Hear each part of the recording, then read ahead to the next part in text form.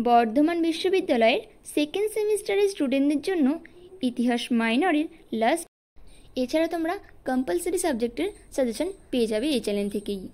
তোমরা যদি ভিডিওগুলি না দেখে থাকো প্লেলিস্ট চেক করো।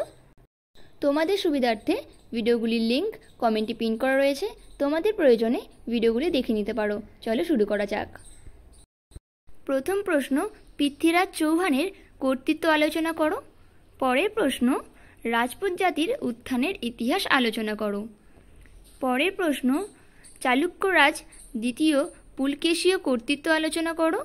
পরের প্রশ্ন, চোলদের সামুদ্রিক কার্যকলাপ সংক্ষেপে আলোচনা করো। পরের প্রশ্ন, চোলদের স্থানীয় শাসন ব্যবস্থার বৈশিষ্ট্যগুলি লেখো। পরের প্রশ্ন, ত্রিশক্তি সংগ্রামের কারণ ও গুরুত্ব লেখো। পরের প্রশ্ন, সুলতান মেহমুদের ভারতের অভিযানের উদ্দেশ্য ও ফলাফল লেখো। পরের প্রশ্ন, ভারতের তুর্কি আক্রমণের প্রাক্কালে সামাজিক, ধর্মীয় ও অর্থনৈতিক অবস্থা কেমন ছিল। পরের প্রশ্ন, তরাইনের যুদ্ধের কারণ ও ফলাফল আলোচনা করো। পরের প্রশ্ন, রাজপুত শক্তির পতনের কারণগুলি সংক্ষেপে লেখো। পরের প্রশ্ন, ভারতের সুফি আন্দোলন সম্পর্কে টিকা লেখো।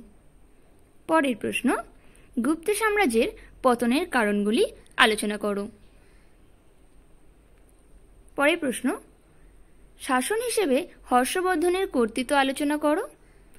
পরের প্রশ্ন, শশাঙ্কের কর্তৃত্ব বিশ্লেষণ করো। মাৎস্যন্যায় সম্পর্কে যা জানো লেখো। হিউয়েন-সাংয়ের বিবরণ থেকে কি কি ইতিহাস জানা যায়। পরের প্রশ্ন, ধর্ম পালনের কর্তৃত্ব আলোচনা করো। পরের প্রশ্ন, পাল ও সেন যুগের স্থাপত্য ভাস্কর্য সম্পর্কে যা জানো লেখো। পরের প্রশ্ন, আরবদের সিন্ধু বিজয়ের উপর একটি প্রবন্ধ লেখো। পরের প্রশ্ন, পাল বংশের প্রতিষ্ঠাতা গোপালের সম্পর্কে যা জানো লেখো। পরের প্রশ্ন, পাল বংশের পতনের কারণগুলি লেখো।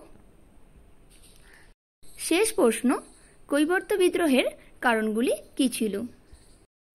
ভিডিওটা কাজে লাগলে অবশ্যই একটি লাইক করো, চ্যানেলে নতুন এলে সাবস্ক্রাইব করো। ধন্যবাদ।